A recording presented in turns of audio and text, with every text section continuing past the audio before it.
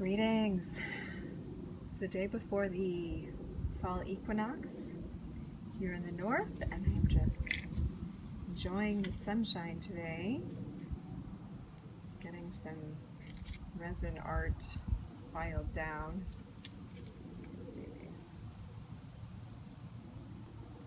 Anyway, I wanted to check in, and I wanted to offer some maybe guidance or care for this time. I know it's feeling like a heavy vibe for some. It's very transformational this year. This equinox is not messing around. We're definitely in it. We've got Saturn direct, and we've got this great balancing act going on using Saturn. So using time. It's funny, anytime I do a video out here, it seems like the neighbor has to come work outside, so I guess we're a team. Anyway, the most helpful thing that we can do during this shift is to get still and to enter the temple of the person. So, I'm going to join you in just a moment.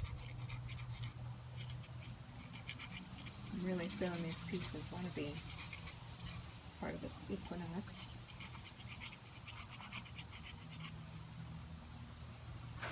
So just take a moment to feel your body. Get in a comfortable position. I've got all these weird shadows on me, but I guess that's appropriate. Where we're coming into half light, half shadow, half light, half dark. And the summer has taught us how to be light. And as we're moving into the winter, it's teaching us how to be in the darkness. Right now we're at the merge point, the crossover point, the portal, if you will, porthole that contains both light and dark frequencies. So if you close your eyes, and it's great if you're sitting in the sun, otherwise you can just feel the consciousness that is present with you. That is your light. And also feel the unconscious, the collective, the unknown that is also available, those more mysterious.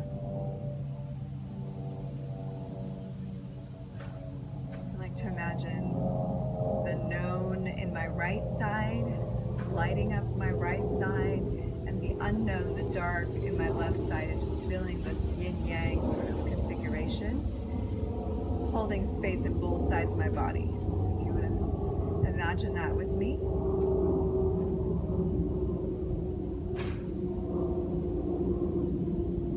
And this also is representative of coming to peace with everything that's going on in your world and in the world.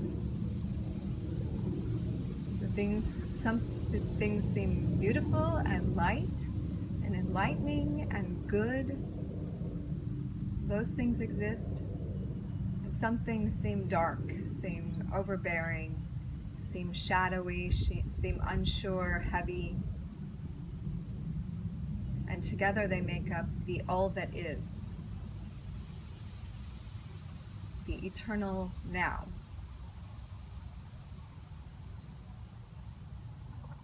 And in the body, the actual mechanics of the body, the physiology of the body is that we have opposite poles.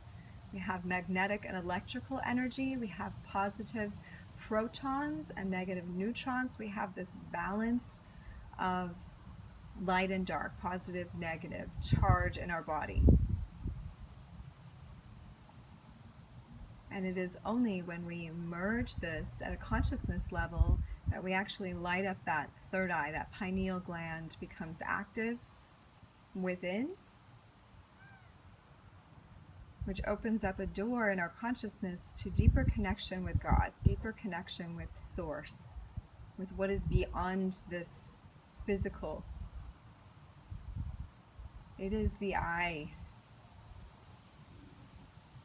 the eye of Horus, the eye of the needle, the eye, all of this, I be single to the glory, all of this referencing to the eye. This is this pineal gland that is actually an eye. It has rods and cones, just like an eye, though if it's unused, it actually shrivels up. It's supposed to be full of liquid, just like your eye. And they find in many cadavers after death that that pineal gland has shriveled up into a stone. So it's actually become calcified. And things that calcify our pineal gland, first of all, not using them, not going within. Also things like fluoride is something that calcifies the pineal gland. I don't think that's not known in all that is.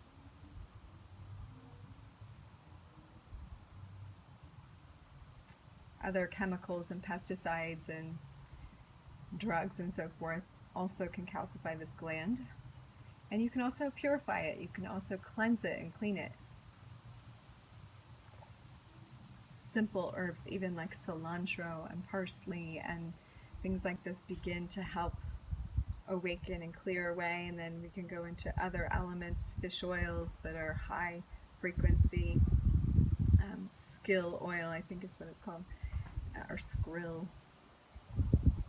And then we have consciousness elements, actually, like monatomic gold, that is normally found in really high quality spring water and soil, organic soil. That most of our soils have been depleted of this element, so we are largely lacking. So to get your hands on some ormus, some monatomic gold, enlivens, brings consciousness back to all of the tissue and awakens again this third eye center.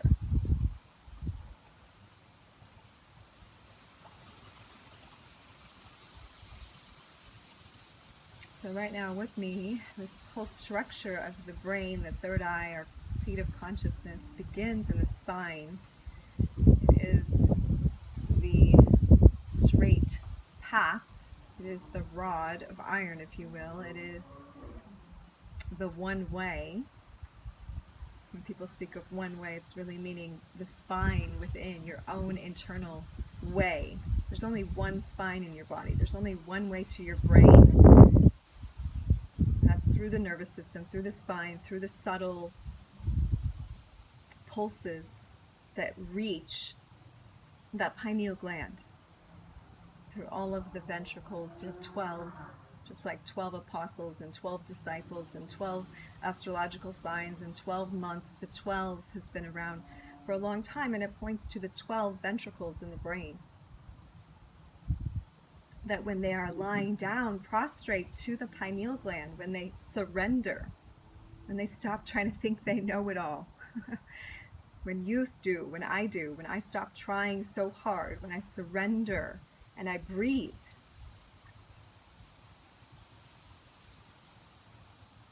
and I be still,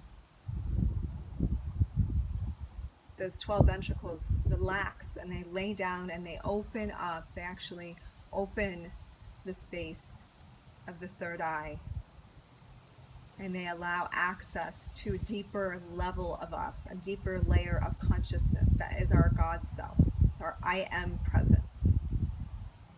And on the equinox that is actually tomorrow, the 23rd, this is a point in the cosmos that mirrors an inner moment of confluence, of balance, of harmony that we all seek and strive to reach, that allows us to pierce into the darkness. Literally here in the northern hemisphere, this is the portal to winter, to the darkness, and that's also a metaphor, a message to us, a signal. Nature's always telling us everything is revealed to us. It's just hidden. Those who have eyes to see will see that the equinox is the portal into winter. It's the balance point that allows us to go into the depths, into the darkness, into unknown, and access greater wisdom. So when we align ourselves today and tomorrow and the next day, this 3-day window, with balance, with harmony. And we feel it in our bodies, most importantly. We feel it in our bodies. We honor the pains and the pleasure as being the alchemy it takes to cancel those two polarities out and reach unity. That it takes both, some say that you do all you can do and then the grace of God does the rest. That is this polarity coming together. You bringing your suffering, you bringing that side of the coin and offering it to the light, offering it to the other side of person, which is consciousness. Those two come together, they open a portal. They are the two parts of the battery that make the engine run. We have to have these things. We have to feel the depths so that we can access this transcendent moment. Because we literally have to have the poles of our spine, the two energy centers, crisscross and meet at the pineal gland. We have to have both. It can't just be an electrical charge meeting at the brain. It has to be magnetic and electrical. And when they come in harmony and union, that inner marriage, that sacred inner union inside the brain, the pineal gland awakens. The light of God, if you will, shines forth in our own consciousness. This is also meant by the Christ when he reaches the 33 year of teaching, the 33 spine vertebrae, when we reach all the way up to the top of the spine and we access that union point with the Father, with the Mother, with Source. It's actually both Father and Mother, Shiva and Shakti. Adam and Eve.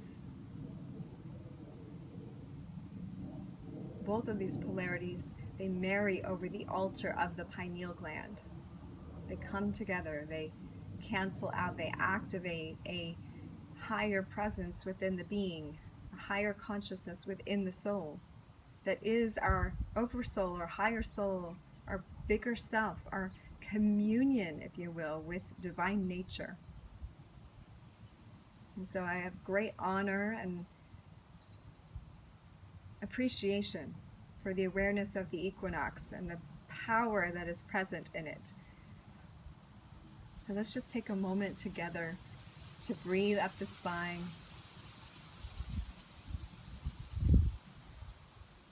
And if you've never done that before, you just take your awareness to the base of the spine and try to draw your awareness up the spine as you're inhaling. And this actually brings breath, brings prana, life force, consciousness to your spine. And over time of doing this, you will begin to breathe in your spine, as I say, like feel the breath in the column of the spine that lifts our life force. That is this serpent becoming the straight rod, right? The curvy serpent. And Moses held up the serpent and it became a rod. That is the Kundalini, the life force. When we look at it, when we breathe with it, it becomes this column of the spine. It no longer oscillates between pleasure and pain, between good and bad, what we like, we don't like, between these two things like, oh, I want this, no, I don't. Oh, yes, I do. Oh, no, I don't. Oh, I like this, no, I don't. Oh, I love you, no, I don't. We no longer oscillate. We merge. We become fully conscious in the column of the spine, in the straightness that also, of course, has flexibility, right? Our spine is flexible, but to stand tall in who you are is to have your life force fully running, fully merged in the spine, accessing and enlivening the entire brain. And this corpus callosum of the brain, this matter in between hemispheres, is actually really the veil. It's the veil between these two worlds. And so as we bring life force there, we're actually penetrating the veil, we're softening, we're bringing light to the corpus callosum. We're actually allowing it to not be so much of a blocker so that information can easily travel between right and left, and they can become one whole brain instead of these two hemispheres This happens around puberty, that we start as a whole-brained person, and this identity crisis that we have when we start to realize we are an identity. And if we're not doing practices that allow us to maintain consciousness of our whole God self, of our magical self, the children, we send them to school and so forth, and we don't necessarily remind them, we don't have them doing yoga and chanting and so forth, things that keep this energy together. And so then at 7, 8, this begins to oscillate between one side of the brain to the other. And when this happens, now it's the separation consciousness. So this identity crisis continues until puberty and the pituitary gland takes over, and now we have this hormonal disruption that actually could be avoided if this whole brain activity continued from 7, 8 years old, and we continued reminding of magical self, when we continued using breathing practices and chanting and stretching, things that keep the brain in harmony. And so if you have children, you can begin to do that before they reach 7, 8 years old. And they will maintain integrity of their whole brain. And many will call them geniuses, but they will just be in their natural state. So, today, Sunday, the 22nd, September 2019, it's a master number, the 22. It's a day of mastery of self. It's an initiation day before this equinox tomorrow. So I encourage you to sit with yourself and ask yourself, am I able to sit with myself, my whole self, and love everything that is there, both sides, all of me, black and white, good and bad, everything I've ever done or it's been done to me that still exists in my consciousness and in my body as a wound or as a memory. Can I love it all? Can I bring it to the holy altar of this day? Bring it into the light, expose it, so that a balancing may occur, a wholeness may occur. And I do believe this equinox in particular is a grand initiation point for humanity, especially with the planetary configurations, the fact that Saturn has just moved direct after a long period of time of going retrograde and is preparing to go into its next cycle positioning. Saturn is time, the timekeeper for the entire world. Is holding what is the current structure. And at this equinox portal, this time period where we are more accessible to that which is beyond. And why are we? The Earth's frequency, the Schumann's resonance, has been rising the last few days, as it always tends to do around this time of year. I remember at the spring equinox, it also hit almost 150 hertz, but normally the Earth's resonating at 7.8 hertz. Yesterday we reached 99. As soon as we reach 110, as is the frequency of some of the sound chambers in the world, like Newgrange, Ireland, and in Malta, there's an underground cave, and they've recorded the resonance there as 110 hertz. And what happens is it shuts off the language part of the brain, and it shifts the dominance to our right side, which allows us to be more accessible to emotional processing, also spiritual experiences. It allows us to feel a depth in us and receive intuitive guidance like never before. Remember, the Earth is wise. Gaia is wise. She knows how to shut us up and get us into the still space. So even if you're struggling being able to do this and drop into the quiet, just be present to yourself through the next 3 days as the Earth goes through this balancing point, and know you are also receiving that gift. You are also receiving that balancing, that blessing, that opening to the next level of you and your consciousness. Thank you for joining me. I appreciate your time with me, your presence. I'm sending you love and support. If you need anything, please leave a comment, reach out, and have a beautiful day.